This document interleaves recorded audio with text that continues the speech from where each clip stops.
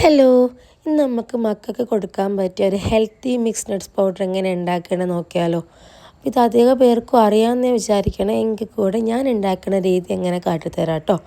അതിന് വേണ്ടിയിട്ട് ഞാൻ എടുത്തത് വാൾനട്ട്, പിസ്ത, ബദാം, കേഷ്യൂ, സൺഫ്ലവർ സീഡ്, പംകിൻ സീഡ്. ഇനി നിങ്ങളുടെ കയ്യിൽ എക്സ്ട്രാ നട്ട്സ് ഉണ്ടെങ്കിൽ നിങ്ങൾക്ക് അതും കൂടി ആഡ് ചെയ്യാം.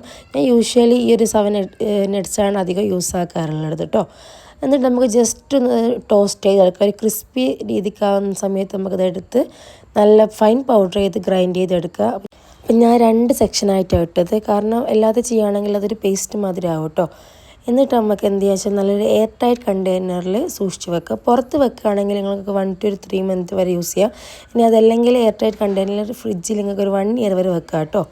അപ്പോൾ എൻ്റെ ഈ ചെറിയ വീഡിയോ നിങ്ങൾക്ക് ഇഷ്ടമായിട്ടുണ്ടെങ്കിൽ ലൈക്ക് ചെയ്ത് ഫോളോ ചെയ്ത് സപ്പോർട്ടാക്കാൻ മറക്കണ്ട കേട്ടോ. അപ്പോൾ ഓക്കെ, ബൈ.